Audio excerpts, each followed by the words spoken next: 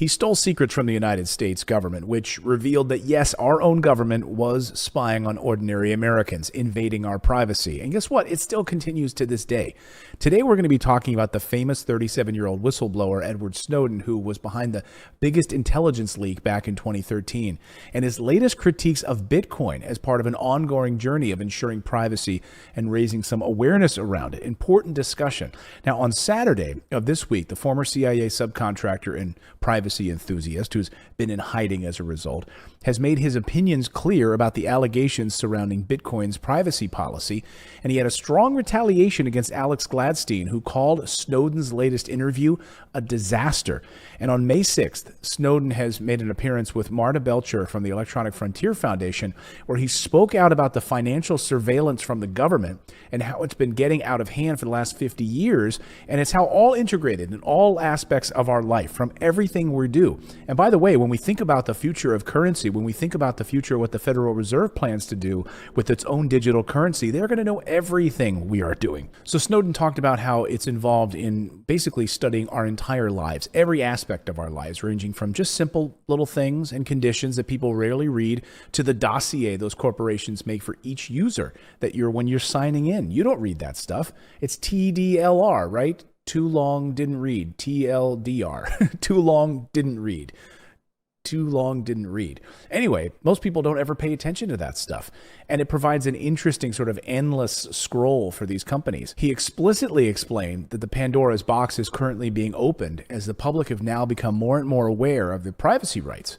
Well, stay tuned to this because we're going to talk about it a little bit later in the video. It was also mentioned that the government has applied the banking transactions severe surveillance. We're watching everything that's going on at the banking level since 9/11, to which Snowden replied, quote, "This is not the world we want to live in till the end of time." He then went on to explain that no one should be judged for wanting to be different for what he or she is interested in, or what he or she buys, or in any frequency, and that everyone has the right to be private about any chosen life aspect.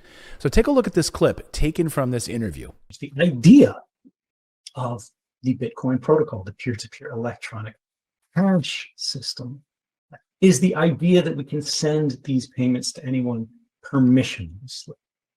And this is true if it's in your wallet. But how do people fill their wallets today? They get it through exchanges. And these guys are imposing permissioning steps that are intermediary to the transaction. And the only way to defeat that is to allow some kind of purification step, right? Where we remove all of the taint, we remove all of the identification, we remove all of the cruft being imposed at this external level, this external layer in the system, and return it to this idea that we can have direct trade, we can have direct commerce, we can have direct interaction, anyone, anywhere, anytime.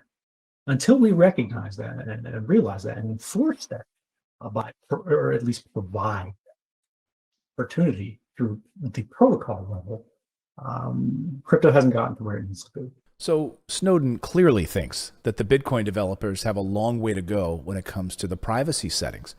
Not long after that, Alex Gladstein, the Human Rights Frontier Foundation Chief Strategy Officer, shared his strong opinions about this interview. He tweeted that this is not the first time that Snowden has shared a bad take on Bitcoin and Taproot's privacy settings in retaliation to the transactions that have been made. And he's absolutely right. Back in December of last year, Snowden made an appearance with the famous YouTuber Naomi Brockwell, where he called out the Bitcoin developers' approach to addressing the scaling and privacy issues, and that it's puzzled him why it's taken years to do so. Like, he's made them aware of this years ago, but they still haven't done it.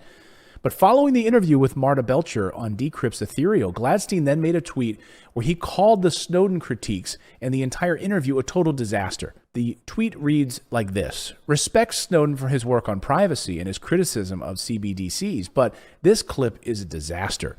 TLDR, too long didn't read, Taproot makes Bitcoin privacy worse. Lightning is shenanigans. Attacks core developers, hypes NFTs and privacy coins, except Monero, which he trashes. When Snowden coin? Say it ain't so. Will we see a Snowden coin?" Then Ari Paul, the CIO and managing partner of Block Tower Capital, replied by saying, "Just watch the clip. What he said is very different from your summary. Great project with known privacy vulnerabilities equals trashes." But the strategy officer went on with his negative feedback, replying to Paul's tweet saying that, what about the rest of you? You're okay with the conclusion that Taproot is bad for privacy and that Lightning is shenanigans, or that core developers have intentionally failed to improve privacy? So as Gladstein's tweet got more and more attention, Snowden had already noticed it and had this to say about it. He said, the worst part of cryptocurrency transforming into dragon-level wealth is witnessing good people emotionally devolve into dragons themselves, so intellectually paralyzed by fear that everyone they see threatens their horde and they lose sight of their world beyond their cave. This is such a profoundly misleading TLDR of a privacy-focused talk. It's hard to call it anything but intentionally deceptive. To the extent that I own crypto, unless and until it's been lost in boating accidents, I own more Bitcoin than anything else. But despite the theoretical risk of harming the value of that ownership, I continue to criticize Bitcoins and other cryptocurrencies that I hold. Their failings, because of the public cost of doing otherwise, would be orders of magnitude greater than that individual private gain. Moral compass, Bitcoin's disastrous privacy is the missing stair of cryptocurrency. Every expert understands it's a problem, but as experts, they themselves know how to compensate for the risk in their own personal interactions with Bitcoin, and therefore feel no urgency to actually fix it.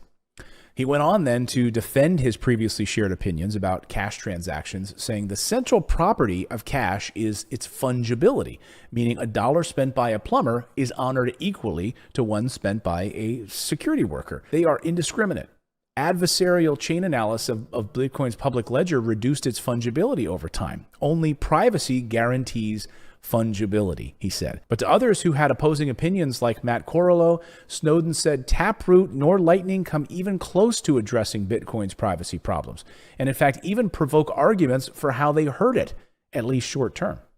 Eric Lombroso, who is a Bitcoin core developer, replied to Alex Gladstein's tweet saying, until he manages to successfully fork the Bitcoin protocol to add more privacy, he has no place criticizing others for not doing it. He clearly has no conception of just how difficult this is.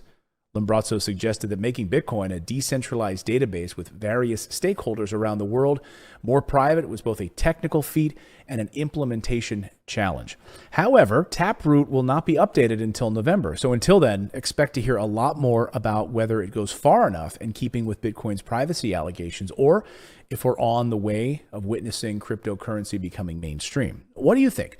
Do you agree with Snowden or Gladstein? Let me know in the comments. Is it safe enough?